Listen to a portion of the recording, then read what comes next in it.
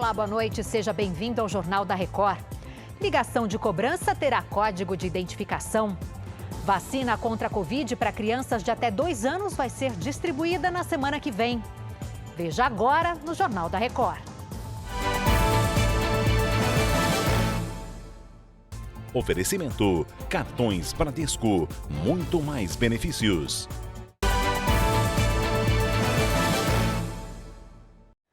A Agência Nacional de Telecomunicações definiu que as ligações realizadas por empresas de cobrança vão precisar ser identificadas previamente para o consumidor. Vamos a Brasília com Matheus Scavazini, que tem os detalhes. Boa noite, Matheus. Boa noite, Adriana. A decisão foi unânime. As empresas, a partir de agora, precisarão ser identificadas com o código 0304 no início do número. Até então, essas atividades de cobrança não tinham um código específico. A mudança foi baseada na implementação do código 0303 para a chamada de telemarketing, com oferecimento de produtos e serviços. A medida faz parte de um conjunto de ações da agência para combate a ligações abusivas. A regra passa a valer a partir da publicação do ato pela Anatel, o que deve acontecer nos próximos dias. Adriana. Medida importante para o consumidor, né, Matheus? Obrigada pelas suas informações. Uma ação corriqueira na vida de muitas famílias, levar e buscar as crianças na escola virou uma oportunidade para os ladrões. Em São Paulo, o número de crimes ao redor dos estabelecimentos de ensino subiu quase 5% em 2022 em relação ao ano passado. O homem sentado na calçada estava de tocaia. Apesar da baixa qualidade das imagens da câmera de segurança, dá para ver com clareza o ataque. Foram 20 segundos de agonia. A mulher se negava a entregar os pertences até que o criminoso disparou. A diretora da creche, em Santo André, no ABC Paulista, ficou caída no asfalto. O homem fugiu com o automóvel. No hospital, a diretora disse que já tinha sido vítima de um roubo e que reagiu por impulso. Por sorte, o tiro pegou de raspão na cabeça e ela vai se recuperar completamente do ferimento. Ela falou que, na hora, no momento, ficou muito nervosa, não quis entregar a bolsa e entrou em luta corporal com o marginal, né? Infelizmente, essa é uma atitude extremamente perigosa. A gente sempre orienta a não reagir, óbvio, né? O principal alvo dos assaltantes são os celulares. Hoje todo mundo tem uma joia na mão, que é um celular, né? Antigamente o roubo era um tênis de marca, roubavam uma jaqueta de marca, hoje é um celular. Nestas imagens registradas em agosto, um homem e uma mulher aguardam os filhos no portão da escola infantil quando são abordados por assaltantes em 2 motos. Dados obtidos pelo Jornal da Record mostram que em todo o estado de São Paulo, o crime nos arredores das escolas aumentou quase 5% de janeiro a junho deste ano, em relação ao mesmo período do ano passado, em 6 meses. Foram 3.879 ocorrências, média de 24 casos por dia. Não devemos ter pânico, mas devemos sim ter cautela. Anotar qualquer sinal de anormalidade, ligar no 153 ou no 90 da Polícia Militar. Em fevereiro, criminosos fizeram um arrastão na frente de uma escola particular, na região do Morumbi, conhecida pelos condomínios de alto padrão. O pai de 2 alunos morreu baleado ao tentar reagir. 2 suspeitos foram presos. A Secretaria de Segurança Pública afirma que o patrulhamento das rondas escolares foi intensificado, com ações realizadas num raio de 2 quilômetros em torno das escolas. Mesmo assim, o Sindicato das Escolas Particulares admite que algumas delas contrataram segurança particular. As escolas hoje têm investido muito na questão de segurança. Eu sei de escolas, inclusive, que tem, no entorno do quarteirão, tem pessoas com moto para acompanhar as famílias, essa coisa toda. Apesar disso, nesta tranquila pracinha da Zona Sul de São Paulo, a dupla de estudantes voltava da escola quando foi abordada pelo assaltante armado. Ele levou só o celular, meu e da minha amiga, e ele até pediu a senha do celular e tal.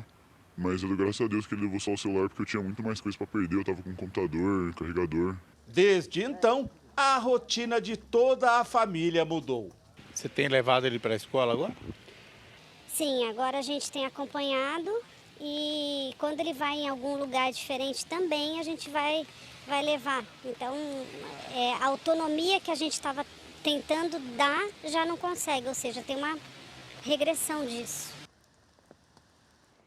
A Petrobras anunciou um lucro líquido de 46 bilhões de reais no terceiro semestre deste ano. Os detalhes com Pedro Paulo Filho, lá direto do Rio de Janeiro. Oi, Pedro, boa noite. Oi, Adriana, uma boa noite para você, boa noite a todos. Olha, esse é o quarto melhor desempenho para um período de 3 meses em toda a história da companhia. Segundo a estatal, esse resultado permitiu uma forte geração de caixa e o controle da dívida. E diante desses lucros, o Conselho de Administração da Petrobras aprovou nesta quinta-feira o pagamento de dividendos no valor de 43 bilhões de reais aos acionistas a serem pagos em dezembro e janeiro. A empresa também informou que o valor que será pago à União será de 16 bilhões de reais. Com mais esse bônus, até o fim do ano, a empresa terá distribuído 177 bilhões de reais aos acionistas.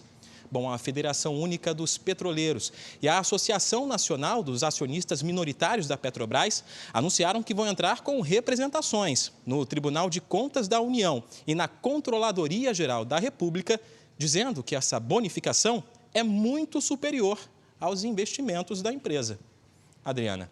Tá certo, Pedro. Muito obrigada pelas suas informações. A Defesa Civil de Belo Horizonte emitiu alertas para a capital mineira. A Virgínia Nalon está aqui com a gente e vai contar o que aconteceu. Conta para a gente, Virgínia. Boa noite. Boa noite, Adriana. Tá frio, viu? Em pleno novembro. De acordo com a Defesa Civil, Belo Horizonte passa por uma situação raríssima. A cidade mineira está sob 3 alertas diferentes, de baixas temperaturas, de chuvas e de risco geológico. Nesta quinta, a cidade amanheceu gelada. Nas partes mais altas de BH, a temperatura mínima registrada foi de 11 graus. A sensação térmica ao longo da madrugada chegou a 12 graus negativos nos bairros próximos à Serra do Curral. A região de Venda Nova está sob risco forte, que é acionado quando chove mais de 70 milímetros em 72 horas. Por conta dos temporais, construções feitas em encostas correm um risco de deslizamentos. Por isso, a Defesa Civil pede para esses moradores de áreas de risco ficar de olho no céu. A qualquer sinal de perigo, sair do local. Adriana. Orientação importante, Virgínia. Muito obrigada. Boa noite para você. Um homem apontado como chefe de um outro esquema de pirâmide financeira foi preso pela Polícia Federal no Paraná.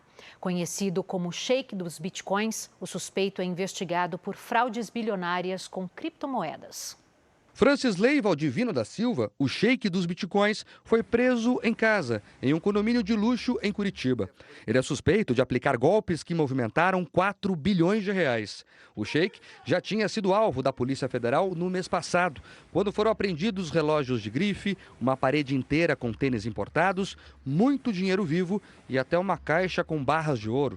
Hoje, foram novamente encontrados diversos itens de vestuário de luxo, calçados, computadores e dispositivos eletrônicos. Outros itens, como muitos computadores caros em caixas fechadas, então são bens que tudo leva a crer dentro da investigação, adquiridos com os recursos das vítimas. Segundo a polícia, Francisley teve a prisão preventiva decretada porque descumpriu a ordem judicial de não trabalhar nas empresas dele, que estão sendo investigadas. A polícia descobriu que ele seguiu tendo encontros frequentes com funcionários que continuaram trabalhando na suposta organização criminosa. Além de desenvolver plataformas para as próprias fraudes promovidas por ele, por suas empresas, ele desenvolvia sistemas e plataformas virtuais e comercializava com terceiros que também praticavam fraudes semelhantes. As investigações sugerem que, para lavar o dinheiro arrecadado, Francisley possuía uma rede de mais de 100 empresas. A quadrilha começou a agir em 2016 e há registros de fraudes com moeda virtual em pelo menos 11 países. No Brasil, a polícia começou a monitorar os suspeitos depois de um pedido da Interpol. Na lista de vítimas estão empresários, jogadores de futebol e famosos. Francisley nega as acusações. Em março, ele afirmou ao Jornal da Record que o motivo dos atrasos nos pagamentos de seus investidores era uma reestruturação na Rental Coins, uma de suas empresas.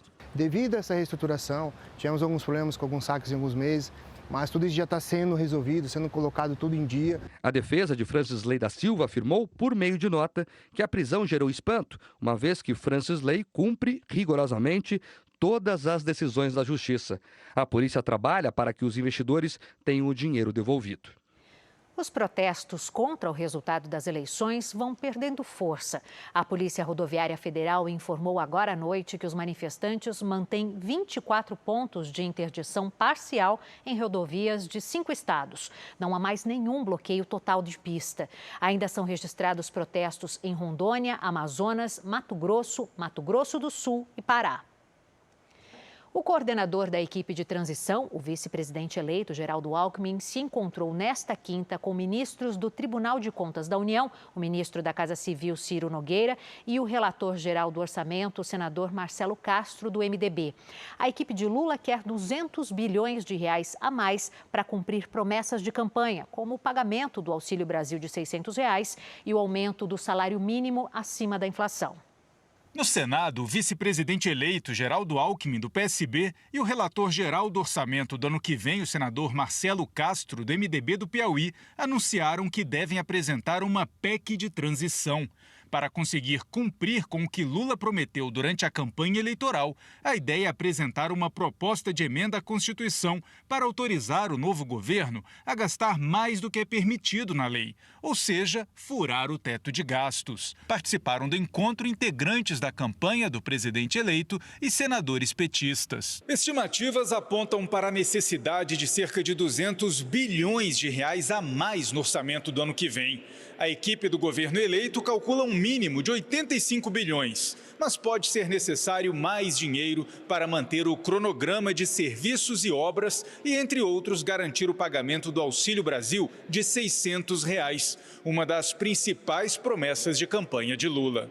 O desafio da equipe de transição, além de buscar recursos, é conseguir fazer isso com rapidez. O orçamento deve ser aprovado até 15 de dezembro. Eu digo que um grande desafio é o tempo, ou seja, nós teremos que já na terça-feira ter as condições da redação dessa emenda constitucional, de ter a definição dos valores e, é claro, a posição também do presidente eleito, o presidente Lula, a partir da apresentação a ser feita aqui, comandada pelo vice-presidente eleito, o ex-governador Geraldo Alckmin. Alckmin seguiu para o Palácio do Planalto e se reuniu com o ministro da Casa Civil, Ciro Nogueira, para dar início oficial ao processo de transição. A transição instalada com o objetivo da transparência, o objetivo do planejamento, o objetivo de continuidade dos serviços prestados à população e que a gente possa, nesse período aí, ter todas as informações e poder dar continuidade aos serviços, não interrompê-los e, de outra forma, nos prepararmos aí para a posse no dia 1º. O vice-presidente eleito também tratou do assunto com ministros do Tribunal de Contas da União. Mais cedo, Ciro Nogueira e o ministro da Economia, Paulo Guedes, também estiveram no TCU. O tribunal montou um grupo inédito para acompanhar a transição. O Ministério da Saúde informou que as vacinas contra a Covid-19 para crianças de 6 meses a 2 anos vão começar a ser distribuídas aos estados na semana que vem. Matheus Escavazini está de volta e atualiza as informações para a gente, né, Matheus? Adriana, o imunizante vai ser o da Pfizer, o único autorizado pela Anvisa para essa faixa etária. A autorização veio há quase 2 meses. A falta de vacinas para crianças de 6 meses a 2 anos dificultou o início da campanha de vacinação. A pasta recebeu a primeira remessa de 1 milhão de doses somente na semana passada. O Ministério da Saúde publicou uma nota liberando a aplicação e dando orientações para administrar os imunizantes. Serão 3 doses. No início, somente crianças com comorbidade serão vacinadas. Para aquelas que não estão nessa condição, ainda é necessária a espera de aprovação pela Comissão Nacional de Incorporação de Tecnologias no Sistema Único de Saúde. Adriana. Obrigada, Matheus. Boa noite para você. Rússia e Ucrânia confirmaram a troca de 214 soldados feridos. A maior parte dos militares ucranianos devolvidos integrava a linha de frente em Mariupol. Segundo Kiev, os soldados foram capturados entre abril e maio, enquanto tentavam defender a cidade. Moscou confirmou que os 107 russos entregues pela Ucrânia já estão a caminho da Rússia. Fontes diplomáticas da ONU afirmam que os Estados Unidos e o Reino Unido pediram uma reunião de emergência depois de uma série de mísseis lançados pela Coreia do Norte. O encontro do Conselho de Segurança das Nações Unidas pode acontecer já nesta sexta-feira. Os dois países condenaram os testes da Coreia do Norte. Um dos mísseis que teriam sido lançados tem capacidade de transportar bombas nucleares para o outro lado do planeta. Um menino de 3 anos morreu na China por causa do confinamento obrigatório contra a Covid-19. Da Ásia, quem traz as informações é a correspondente Silvia Kikuchi. A polícia de Lanzhou pediu desculpas nesta quinta-feira pela morte da criança. O pai do menino foi impedido de sair de casa para procurar um hospital depois que a criança passou mal num aparente vazamento de gás no apartamento. Quando a ambulância chegou, já era tarde. Num comunicado, a polícia disse que a causa da morte foi envenenamento por monóxido de carbono. A mãe do menino também foi internada. A morte da criança de 3 anos provocou uma nova onda de indignação na China contra a política de tolerância zero à Covid. Muitas partes de Lanzhou, incluído o bairro onde a criança morreu, estão fechadas desde o início de outubro. De Tóquio, Silvia Kikuchi. A poluição na Índia chegou a tal ponto que a população da capital tem respirado fumaça. Mais de 20 milhões de pessoas respiram uma fumaça densa em Nova Delhi. Escolas foram obrigadas a fechar. O governo fez um apelo para que as pessoas trabalhem de casa ou dividam o mesmo carro. Construções também foram suspensas temporariamente. A capital da Índia é considerada uma das mais poluídas do mundo. 20 pessoas dizem ter caído no golpe de uma falsa agente de viagens no Rio Grande do Sul. Ela vendeu os pacotes pela internet, recebeu o dinheiro e depois sumiu. Esta nutricionista estava com tudo pago e data marcada para levar a mãe para Fortaleza. A viagem custou R$ 2.300, mas nunca aconteceu. Ela disse que não tinha mais lugar lá no hotel, que o pessoal do aéreo não estava conseguindo, que estava dando vários problemas.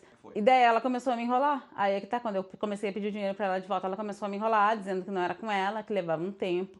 20 pessoas disseram ter caído no mesmo golpe aplicado por uma falsa agente de viagens.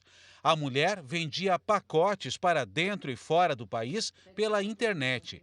A polícia estima que o golpe tenha causado um prejuízo de mais de R$ 300 mil às vítimas. Os casos de estelionato quase triplicaram no Brasil em 3 anos. Em 2018, foram pouco mais de 400 mil. Em 2021, ultrapassaram a marca de 1.200.000. No caso da falsa agente de viagens, o preço abaixo do que é praticado no mercado atraiu as vítimas. A polícia sugere cautela com anúncios muito atrativos na internet. A entidade que representa as agências de viagens no Rio Grande do Sul dá algumas dicas de como não cair em golpes. Se existem valores que estão muito abaixo do que o mercado oferece, já desconfie. As operadoras, elas trabalham com companhias aéreas e com hotéis que têm os mesmos valores em todas as agências. Hoje, com as redes sociais, facilita muito que tu possa verificar quem a pessoa segue, quem são os seguidores, se tem alguém em comum, para que evite de a gente comprar, às vezes, de uma agência que não existe ou que é só pela rede social. Agora, as vítimas tentam recuperar o dinheiro para finalmente fazer a tão esperada viagem. Quero o dinheiro de volta e quero viajar, quero conhecer o Ceará. Nós fizemos contato e não tivemos retorno da empresa suspeita de ser agência falsa. O governo brasileiro negou o pedido da Itália para extraditar o jogador Robinho. Ele foi condenado por estupro no país europeu.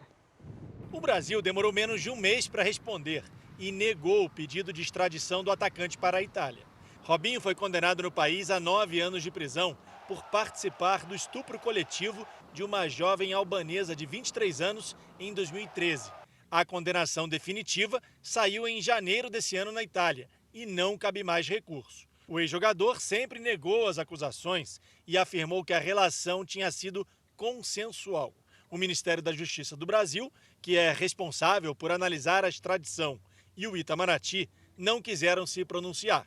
Os advogados da vítima já esperavam que a Justiça negasse o pedido, já que a Constituição brasileira não permite extraditar nascidos aqui por crimes cometidos fora do país. Como Robinho já estava no Brasil quando foi condenado pela Justiça italiana, ele permanece em liberdade, mas continua com um nome na lista de procurados da Interpol, a Polícia Internacional.